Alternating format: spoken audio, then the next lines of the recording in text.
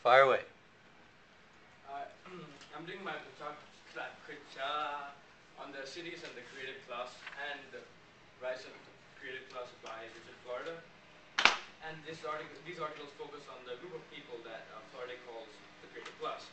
And he says these are integral to the driving of the modern day economy.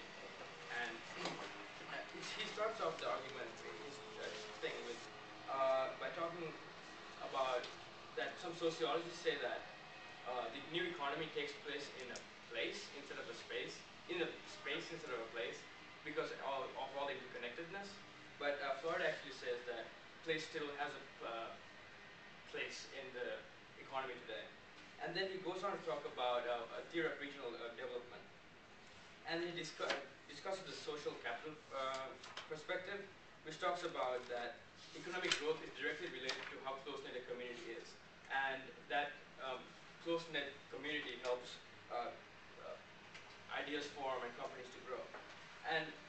But Florida says that this close-knit community locks out people from the outside from coming in.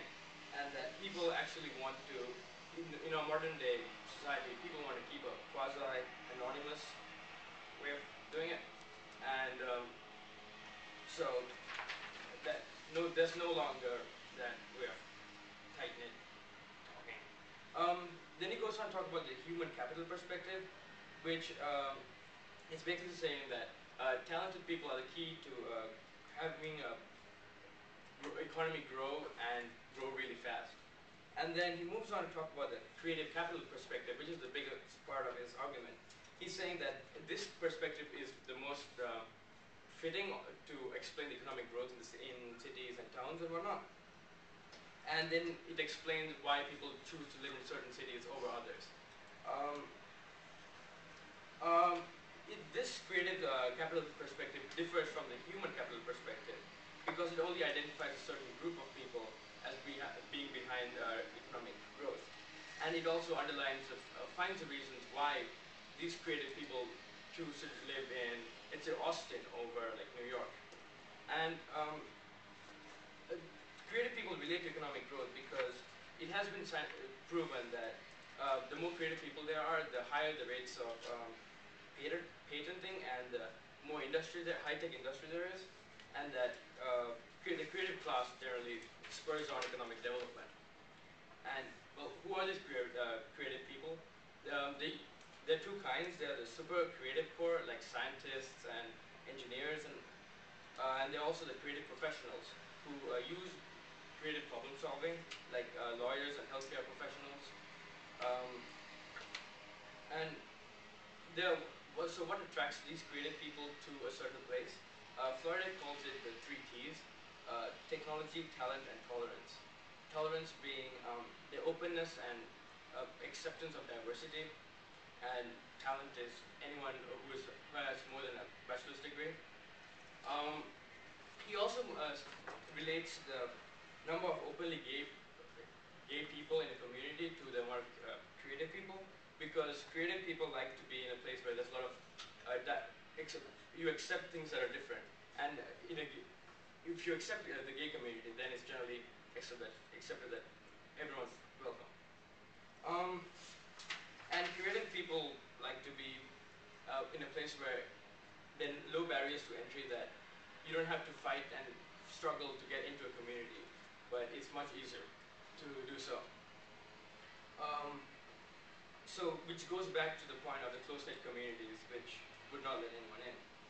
And why cities fail to attract this class is because they lack the diversity and openness to attract it, and they're stuck in the past. Like Detroit was always stuck in the idea of the manufacturing age, where everyone was doing those production lines.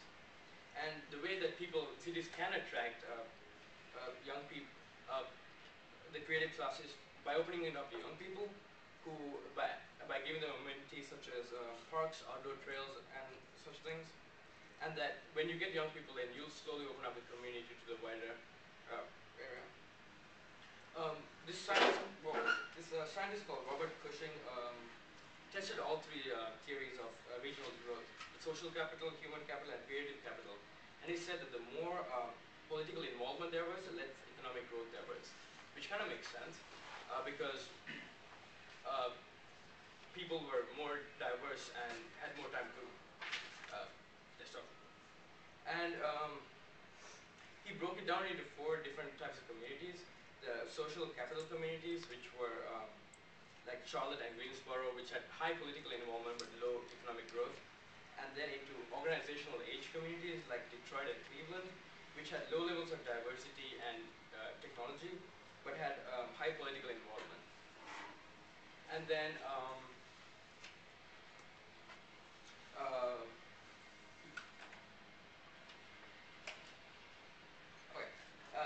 he also called something the Nerdistans, which was like fast-growing areas like Silicon Valley, Los Angeles, or Houston, and that have experienced rapid economic growth and have lots of high-tech industry and diversity, but have low social capital and political involvement. And these are beset by the problems of congestion, sprawl, and pollution. And the 4th type of community is Florida's new generation of cities, which has a high level of innovation, high-tech industries, and diversity, but low levels of social capital and political involvement. And these have been shown to be highly desirable to live in, and cities such as San Francisco, Boston, and Chicago generally match these. The questions that I had were, in cities and in the article, Cities and the Creative Class, Florida says that the centers such as Austin are exporting the working class while attempting to import the creative class. Could this trend lead to a greater inequality? And given that most jobs that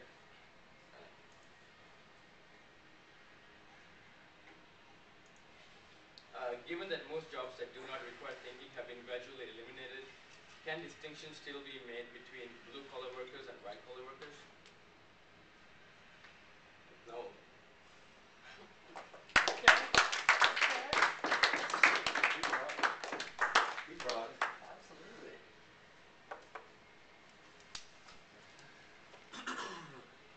All right, so first question first. I guess could you clarify what you mean by inequality? Like, it seems as though from his article, what he's saying is that the creative class, the people are far wealthier and are far more desirable in his version of cities, as rather than the low class people, not the low class, the working class people who really have no talent. And that That's the impression you could get from Florida, you're saying, or No. this is your assertion? No, okay. The impression I got from Florida was that the creative class people were valued much more than the working class, and that when cities started bringing the creative class, that the working class will be left out, and whether this will leave room for inequality in cities, and there's to adding to the inequality that's already